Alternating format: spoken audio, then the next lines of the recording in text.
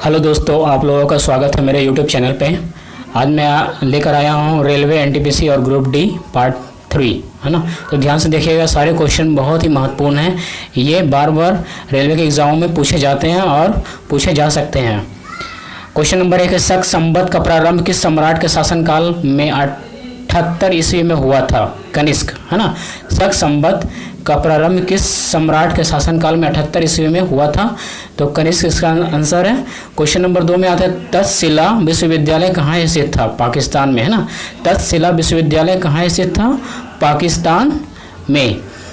तीसरा नंबर, प्राचीन काल में कलिंग का महान शासक कौन था? है ना। प्राचीन काल में कलिंग का महान शासक कौन था? खारवेल। खारवेल था कलिंग का शासक। क्वेश्चन नंबर 4 में आता है, कुषाण काल में सबसे अधिक विकास किस क्षेत्र में हुआ था? वास्तुकला के क्षेत्रों में, है ना। कुषाण काल में सबसे अधिक विकास किस क्षेत्रों में हुआ था? वास्तुकला के क्षेत्र में। क्वेश्चन नंबर 5 में आते हैं, कौन सी संगम योगीन व्याकरण रचना सर्वाधिक महत्वपूर्ण मानी जाती है? तोलकापियम, है ना। कौन सी संगम योगीन व्याकरण रचना सर्वाधिक महत्वपूर्ण मानी जाती है? तोलकापियम। क्वेश्चन नंबर 6 में आते हैं, भारत का नेपोलियन किसे कहा जाता है? समुद्रगुप्त को। भारत का नेपोलियन समुद्रगुप्त को कहा जाता है। क्वेश्चन नंबर 7 में आते हैं, आयरन अभिलेख का संबंध किस शासक से है? भानुगुप्त, है ना। आयरन अभिलेख का संबंध किस शासक से है? भानुगुप्त से इसका संबंध है। क्वेश्चन नंबर 8 में आते हैं, भारतीय संगीत का स्वर्ण युग किस काल को कहा जाता है? गुप्त काल को। भारतीय संगीत का स्वर्ण युग किस काल को कहा जाता है? गुप्त काल को। गुप्त काल में संगीत का काफ़ी महत्व था और इसका विकास प्रचार हुआ। क्वेश्चन नंबर 9 में आते हैं, फाहियान कहाँ का निवासी था? फाहियान चीन का निवासी था, है ना, जो चीन से भारत यात्रा करने के लिए आया था, फाहियान। क्वेश्चन नंबर 10 में आते हैं, सेतुबंध का रचनाकार प्रवर सेन, है ना।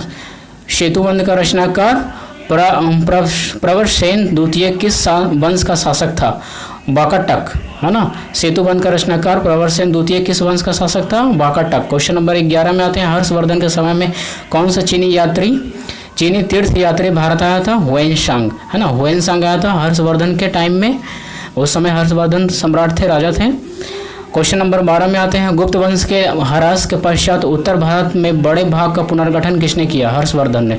गुप्त वंश के ह्रास के पश्चात उत्तर भारत में बड़े भाग का पुनर्गठन किसने किया? हर्षवर्धन ने किया था। क्वेश्चन नंबर 14 में आता है, बंगाल का कौन सा शासक हर्षवर्धन के समकालीन था? यानी कि जिस समय हर्षवर्धन राजा थे उस समय बंगाल में किनका शासन था? तो शशांक का था।